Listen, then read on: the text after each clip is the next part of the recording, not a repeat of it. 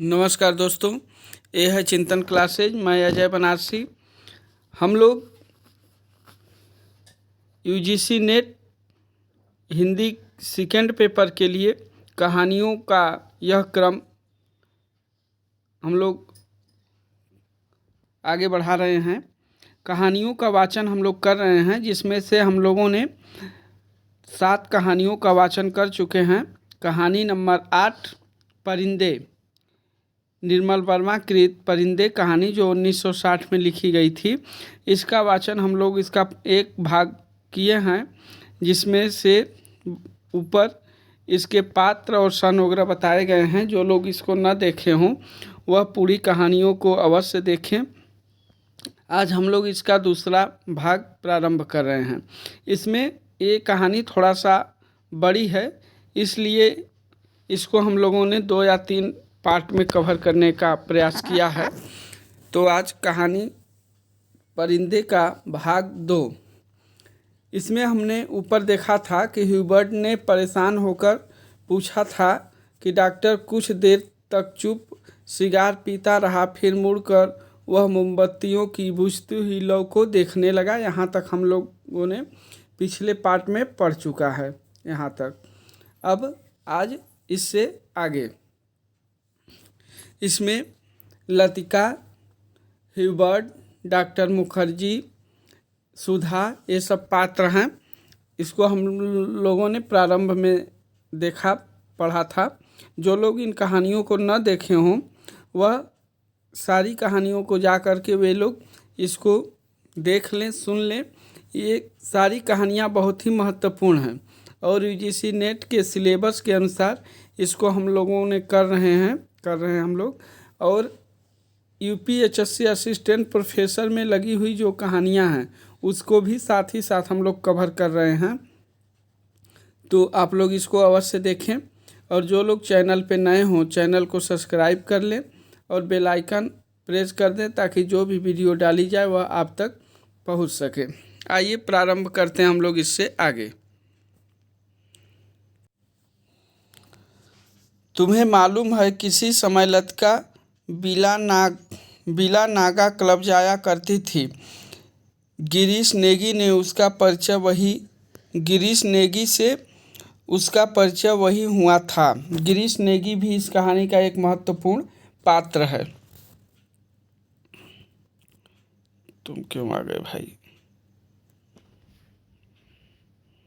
शुरू में ही गड़बड़ हो गई।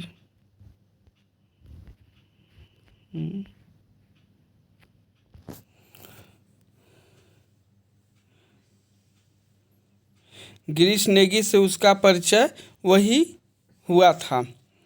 कश्मीर जाने से एक रात पहले उसने मुझे सब कुछ बता दिया था। मैं अब तक लतिका से उस मुलाकात के बारे में कुछ नहीं कह सका हूँ, किंतु उस रात कौन जानता था कि वह वापस नहीं लौटेगा। और अब क्या फ़र्क पड़ता है? लेट द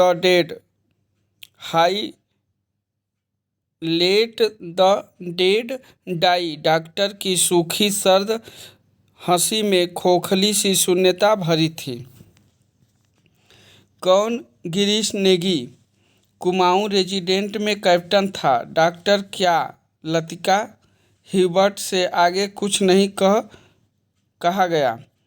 उसे याद आया वह पत्र जो उसने लतिका को भेजा था। कितना अर्थहीन और उपहासास्पद, जैसे उसका एक एक शब्द उसके दिल को कचोट रहा हो। उसने धीरे से पियानो पर सिर टिका लिया। लतिका ने उसे क्यों नहीं बताया? क्या वह इसके योग्य भी नहीं था? लतिका, वह तो बच्ची है पागल। मरने वाले के संग खुद थोड़े ही मरा जाता है। कुछ देर चुप रहकर डॉक्टर ने अपने प्रश्न को फिर दोहराया। लेकिन ह्यूबर्ट, क्या तुम नियति पर विश्वास करते हो? हवा के हल्के झोंके से मोमबत्तियाँ एक बार प्रज्वलित होकर बुझ गई। टेरेस पर ह्यूबर्ट और डॉक्टर अंधेरे में एक दूसरे का चेहरा नहीं देख पा रहे थे, फिर भी वे एक दूसरे की ओर देख रहे थे। कॉन्वेंट स्कूल से कुछ दूर मैदानों में ते पहाड़ी नाले का स्वर आ रहा था। अब बहुत देर बाद कुमाऊं रेजिडेंट सेंटर का बिगुल सुनाई दिया तो ह्यूबर्ट हड़बड़ा कर खड़ा हो गया। अच्छा, चलता हूँ doctor, good night. Good night Hubert, मुझे माफ़ करना, मैं सिगार ख़त्म करके उठूँगा। सुबह बदली छाई थी। लतिका ने खिड़की खोलते ही धुंध का गुब्बारा सा भीतर घुस आया, जैसे रात भर दीवार के सहारे सर्दी में ठिठुरता हुआ वह भीतर आने की प्रतीक्षा कर रहा हो।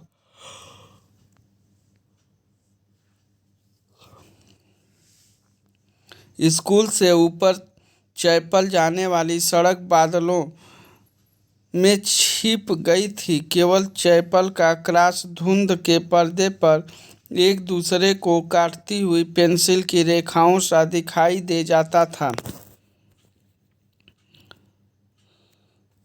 लतिका ने खिड़की से आंखें हटाई तो देखा कि करीमुद्दीन चाय की ट्रे लिए खड़ा है। करीमुद्दीन कौन है? तो वह हॉस्टल का जो नौकर। करीमुद्दीन मिलिट्री में अर्दली रह चुका था, इसलिए ट्रे मेज पर रखकर अटेंशन की मुद्रा में खड़ा हो गया। लतिका झटके से उठ बैठी। सुबह से आलस करके कितनी बार जाग कर वह सो चुकी है। अपनी खिसियाहट मिटाने के लिए लतिका ने कहा, बड़ी सर्दी है आज, बिस्तर छोड़ने को जी नहीं चाहता। अजी मेम साहब, अभी क्या सर्दी आई है, बड़े दिनों में देखना कैसे दांत कटकटाते हैं। और करीमुद्दीन अपने हाथों को बगलों में डाले हुए इस तरह सिकुड़ गया जैसे उन दिनों की कल्पना मात्र से उसे जाड़ा लगना शुरू हो गया हो। गंजे सिर पर दोनों तरफ के उसके बाल खिजाब लगाने से कत्थई रंग के भूरे हो गए थे। बात चाहे किसी विषय पर हो रही हो, वह हमेशा खींच तान कर उसे ऐसे क्षेत्र में घसीट लाता था जहां वह बेझिझक अपने विचारों को प्रकट कर सके।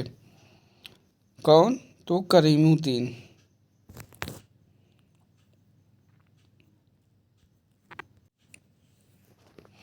एक दफ़ा तो यहाँ लगातार इतनी बर्फ़ गिरी थी कि भुआली से लेकर डाक बंगले तक सारी सड़कें जाम हो गई। इतनी बर्फ़ थी मेम साहब की पेड़ों की टहनियाँ तक सिकुड़ कर तनों से लिपट गई थी, बिल्कुल ऐसे। और करीमुद्दीन नीचे झुककर मुर्गा सा बन गया। कब की बात है? लतिका ने पूछा। अब यह तो जोड़ हिसाब करके ही पता चलेगा मेम साहब, लेकिन इतना याद है कि उस वक्त अंग्रेज बहादुर यहीं थे। कंटोनमेंट की इमारत पर कौमी झंडा नहीं लगा था। बड़े जबर थे ये अंग्रेज, 2 घंटों में ही सारी सड़कें साफ करवा दी। उन दिनों एक सीटी बजाते ही 50 घोड़े वाले जमा हो जाते थे।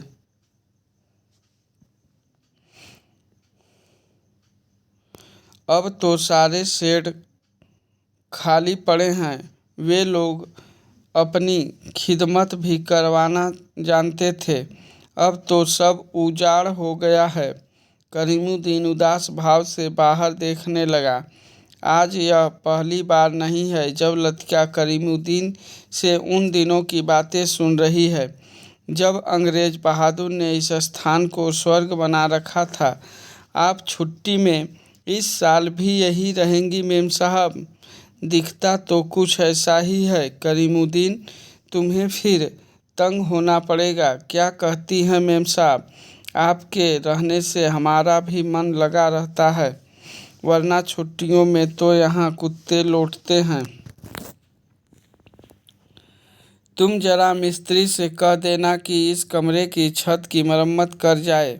पिछले साल बर्फ़ का पानी दरारों से टपकता रहता था। लतिका को याद आया कि पिछली सर्दियों में जब कभी बर्फ़ गिरती थी तो उसे पानी से बचने के लिए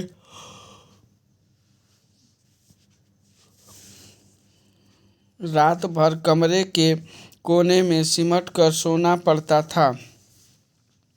करीमुद्दीन चाय की ट्रे उठाता हुआ बोला, ह्यूबर्ट साहब तो शायद कल ही चले जाएं।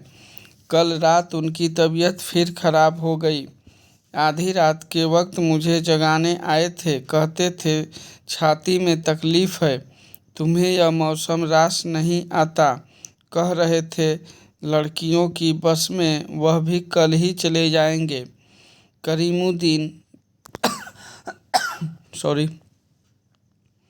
करीमुद्दीन दरवाज़ा बंद करके चला गया।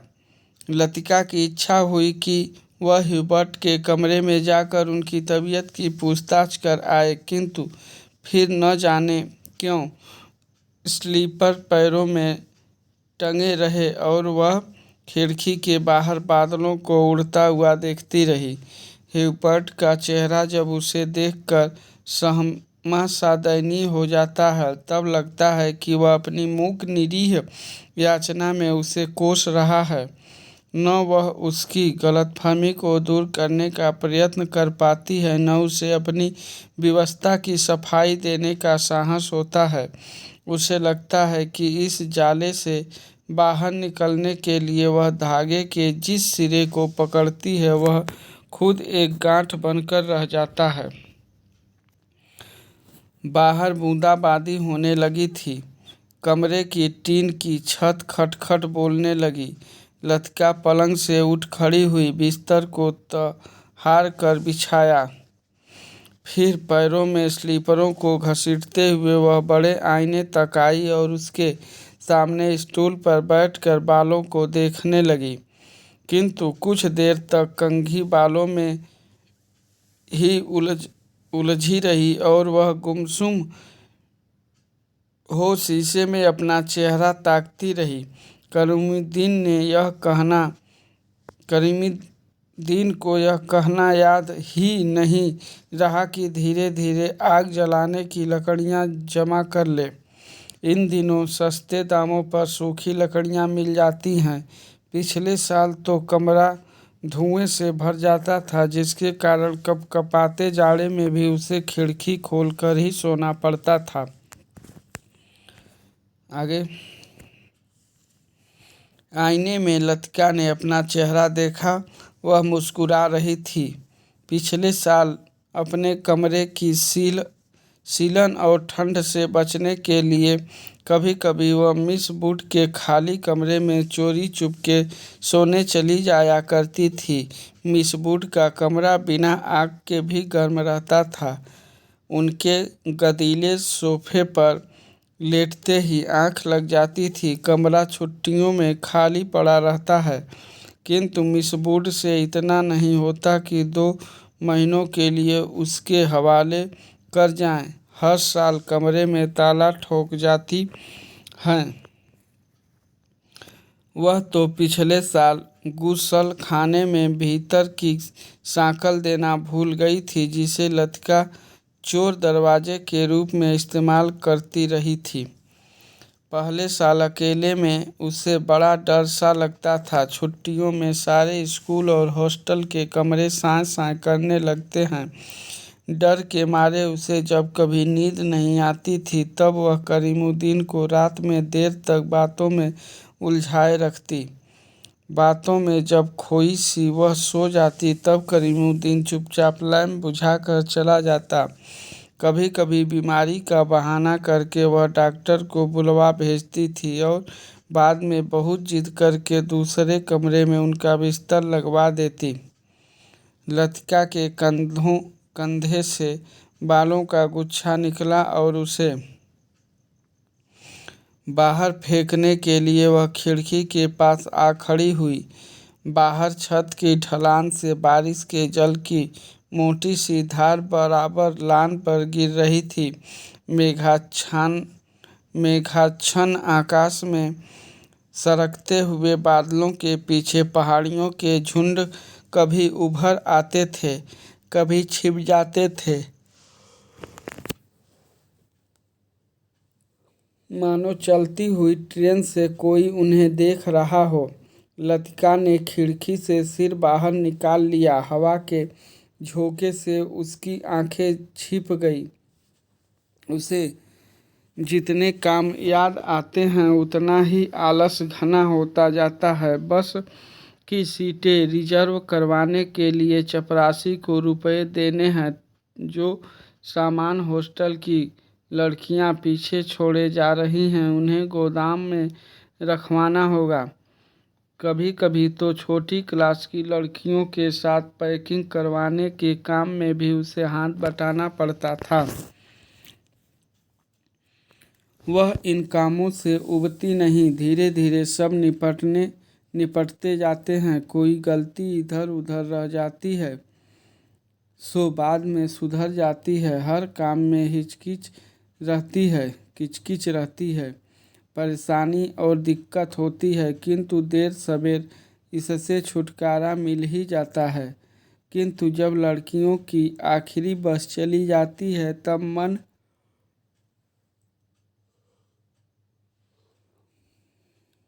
तब मन उचाट सा हो जाता है। खाली कॉरिडोर में घूमती हुई वे कभी इस कमरे में जाती है और कभी उसमें। वह नहीं जान पाती कि अपने से क्या करें। दिल कहीं भी नहीं टिक पाता, हमेशा भटका भटका सा रहता है। इस सब के बावजूद जब कोई सहज भाव में पूछ बैठता है, मिस लतिका छुट्टियों में आप घर नहीं जा रही, तब वह क्या कहे। डिंग डांग डिंग। स्पेशल सर्विस के लिए स्कूल चैपल के घंटे बजने लगे थे। लतिका ने अपना सिर खिड़की के भीतर कर लिया। उसने झटपट साड़ी उतारी और पेटीकोट में ही कंधे पर तौलिया डाले गुसलखाने में घुस गई। Left right left left. Cantonment जाने वाली पक्की सड़क पर 4-4 की पंक्ति में कुमाऊं रेजिमेंट के सिपाहियों की एक टुकड़ी मार्च कर रही थी। फौजी बूटों की भारी खुदरती आवाज़ें स्कूल चैपल की दीवारों से टकराकर भीतर प्रेयर हॉल में गूंज रही थी। Blessed are the meek, father एलमंड एक एक शब्द चबाते हुए खखारते स्वर में सरमन ऑफ द माउंट पढ़ रहे थे। ईसा मसीह की मूर्ति के नीचे कैंडलब्रियम के दोनों ओर मोमबत्तियां जल रही थी, जिनका प्रकाश आगे बेंचों पर बैठी हुई लड़कियों पर पड़ रहा था। पिछली लाइनों की बेंचें अंधेरे में डूबी हुई थी, जहां लड़कियां प्रार्थना की मुद्रा में बैठी हुई सिर झुकाए एक दूसरे से खुसर फुसर कर रही थी। मिस वुड स्कूल सीजन के सफलतापूर्वक समाप्त हो जाने पर विद्यार्थियों और स्टाफ सदस्यों को बधाई का भाषण दे चुकी थी और सब फादर के पीछे बैठी हुई अपने में से कुछ बुड़बुड़ा रही थी, मानो धीरे धीरे फादर को प्रॉम्प्ट कर रही हूँ।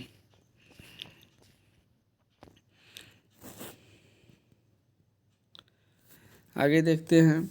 आमीन। फादर एलमंड ने बाइबल मेज पर रख दी और प्रेयर कुछ बुक उठा ली।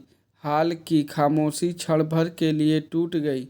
लड़कियों ने खड़े होते हुए जानबूझकर बेंचों को पीछे धकेला। बेंचें फर्श पर रगड़ खाकर सीटी बजाती हुई पीछे खिसक गई। हाल के कोने से हंसी फूट पड़ी। मिस वुड का चेहरा तन गया, माथे पर भ्रिकुटियाँ चढ़ गई। फिर अचानक निस्तब्धता छा गई। हाल के उस घुटे हुए धड़ल्ले में फादर का तीखा फटा हुआ स्वर सुनाई देने लगा। Jesus said, I am the light of the world, he that followeth me shall not walk in darkness but shall the light of light. Doctor Mukherjee ने ऊपर और उकताहट से भरी जमुहाई ली। कब यह किस्सा खत्म होगा? उसने इतने ऊंचे स्वर में लतिका से पूछा कि वह सकुचाकर दूसरी ओर देखने लगी। स्पेशल सर्विस के समय डॉक्टर मुखर्जी के होठों पर व्यंग्यात्मक मुस्कान देखती रहती और वह धीरे धीरे अपनी मूंछों को खींचता रहता। फादर एलमंड की वेशभूषा देखकर लतिका के दिल में गुदगुदी सी दौड़ गई। जब वह छोटी थी तो अक्सर यह बात सोचकर विस्मित हुआ करती थी कि क्या पादरी लोग सफ़ेद चोगे के नीचे कुछ नहीं पहनते? अगर धोखे से यह ऊपर उठ जाए तो? लेफ्ट लेफ्ट लेफ्ट मार्च करते हुए फौजी बूट चैपल से दूर होते जा रहे थे। केवल उनकी गूंज हवा में शेष रह गई थी। हिम नवंबर 117। फादर ने प्रार्थना पुस्तक खोलते हुए कहा। हाल में प्रत्येक लड़की ने डेस्क पर रखी हुई हिम बुक खोल ली। पन्नों के उलटने की बड़बड़ाहट फिसलती हुई एक सिरे से दूसरे सिरे तक फैल गई। आगे की बेंच से उठकर ह्यूबर्ट पियानो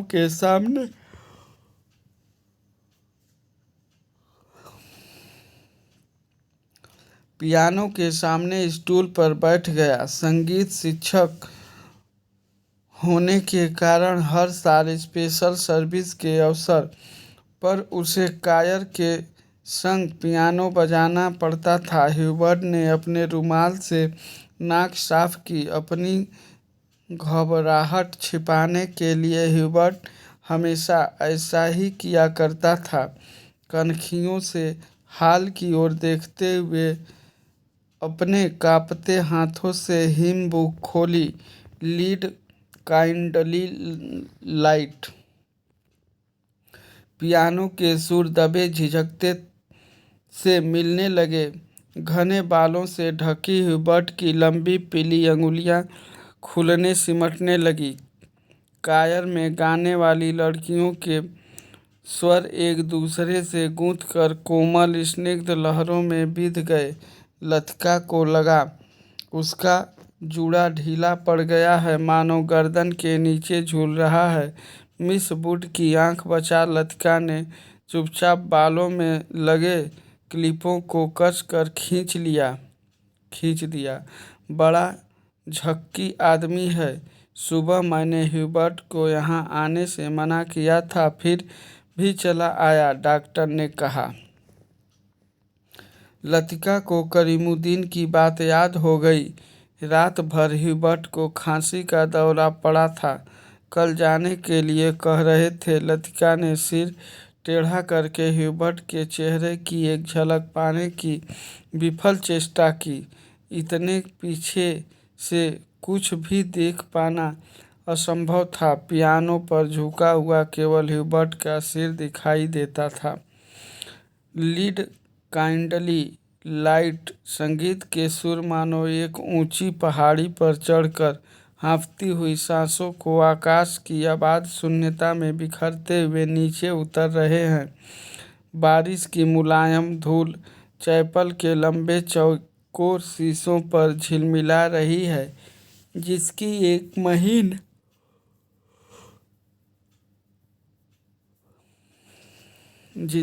महीन चमकीली रेखा ईसा मसीह की प्रतिमा पर तिरछी होकर गिर रही है। मोमबत्तियों का धुआं धूप में नीली सी लकीर खींचता हुआ हवा में तिरने लगा है। पियानो के क्षणिक पोज में लतिका को पत्तों का परिचित मरमर कहीं दूर अनजानी दिशा से आता हुआ सुनाई दे रहा है। एक क्षण के लिए एक भ्रम हुआ कि चैपल का फीका सा अंधेरा उस छोटे से प्रेयर हॉल के चारों ओर से सिमटता हुआ उसके आसपास घिर आया है, मानो कोई उसकी आंखों पर पट्टी बांधकर उसे यहाँ तक ले आया हो और अचानक उसकी आंखें खोल दी हों। उसे लगा कि जैसे मोमबत्तियों के धूमिल आलोक में कुछ भी ठोस वास्तविक न रहा हो। चैपल की छत, दीवारें, डेस्क पर रखा हुआ डॉक्टर का सुघड़ सुडौल हाथ और पियानो के सुर अतीत की धुंध को भेदते हुए स्वयं उस धुंध का भाग बनते जा रहे थे।